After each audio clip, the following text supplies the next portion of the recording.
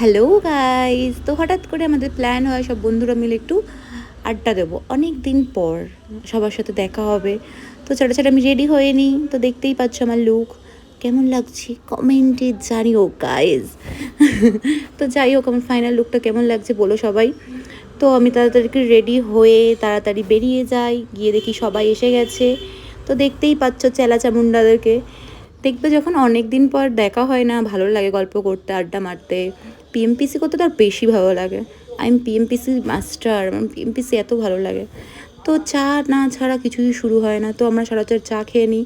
তারপর শুরু হয়ে যায় পিএমপিসি, একে নিয়ে ওকে নিয়ে। তো পিএমপিসি না করলে জীবনে কিছুই চলে না গাইজ, পিএমপিসি করা খুব দরকার। তো আমরা এরকমভাবেই হাসি ঠাট্টা করি, মজা করি। তারপর খুব খিদে লাগছিলো, তো আমরা তাড়াতাড়ি করে ম্যাগি অর্ডার দিয়ে দিই। বন্ধুদের সাথে এন্টার বাওয়াল দিয়ে চলে যাই আমি ডেটিংয়ে।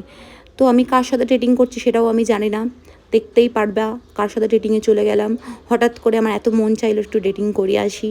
তো আমি দেখলাম ও আমার জন্য ওয়েট করছে, আমার কি ভালো লাগছে, আমার জন্য 2 কাপ চা অর্ডার দিয়ে রাখছে, কি মজা আমার, দেখছো আমার জীবনটা পুরো আলাদাই।